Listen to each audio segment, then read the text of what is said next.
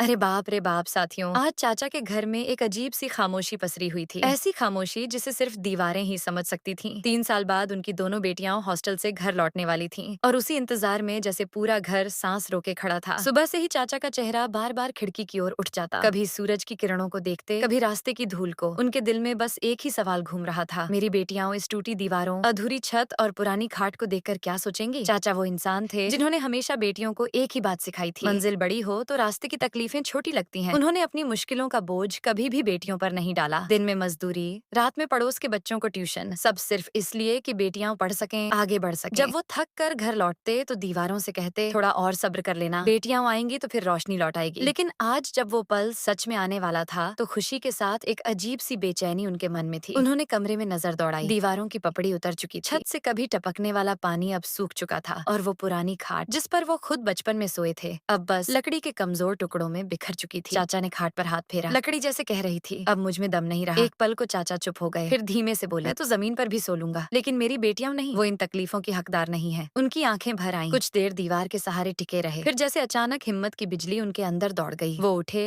और दृढ़ आवाज में बोले, नहीं, जब मेरी बेटियां इस घर में कदम रखेंगी उन्हें वही मिलेगा जो उनके लायक है, आराम, इज्जत और प्यार का एहसास। घर में न पैसा था, न साधन, न कोई मदद, लेकिन हिम्मत अब भी बाकी थी। चाचा ने अपने पुराने औजार निकाले, जंग लगे, टूटे हुए, लेकिन उनमें एक पिता की उम्मीद अब भी चमक रही थी। आंगन के कोने में पड़े पुराने लकड़ी के पटरे उठाए जिनको लोग कबाड़ समझकर फेंक चुके थे। उन्होंने उन पटरों को देखते हुए कहा, बेकार चीज वो नहीं होती जो टूटी हो, बेकार वो होती है जिसमें कोशिश न हो। और फिर चाचा काम में लग गए। हथौड़े की थक थक ने घर की खामोशी तोड़ दी। पड़ोसी झांक कर पूछने लगे, चाचा क्या बना रहे हो? चाचा मुस्कुराए, बिस्तर नहीं बेटा, अपनी बेटियों की इज्जत बना रहा हूँ। धूप सिर पर थी, पसीना आंखों में चुभ रहा था, पर चाचा की हिम्मत पहले से ज्यादा मजबूत थी। हर कील के साथ वो जैसे अपनी उम्मीदें ठोक रहे थे, हर पटरे को जोड़ते वक्त मानो अपने टूटे सपनों को जोड़ रहे थे। शाम ढली, आसमान नारंगी हुआ, हवा चली, लेकिन चाचा के हाथ नहीं रुके। बिजली चली गई, पर उन्होंने टिमटिमाते दिए के सहारे काम जारी रखा। दिए की लौ जैसे कह रही थी, हार मत मानो। आधी रात बीत चुकी थी, हाथों में छाले थे, लेकिन दिल में सिर्फ एक सोच, मेरी बेटियां आएंगी तो उन्हें अपने पिता की मेहनत महसूस होगी। और फिर वो पल आया। चाचा ने आखिरी कील ठोकी, धीरे धीरे हाथ फेर कर नए बने बिस्तर को छुआ। वो अब सिर्फ लकड़ी का बिस्तर नहीं था, वो एक पिता की ममता, उसका संघर्ष और उसकी निस्वार्थ मोहब्बत का रूप था, जिसे देखकर बेटियां समझ सकेंगी कि पिता की गरीबी कभी उसकी मोहब्बत कम नहीं करती। लेकिन उसे देखने से पहले रुक जा बेटे, आज शाम 7 बजे तेरी माँ मर जाएगी, लेकिन तू अपनी माँ को बचाना चाहता है तो इस वीडियो को लाइक करके चैनल को भी सब्सक्राइब कर लेना। लास्ट में बहुत सुंदर बेड बना दिया।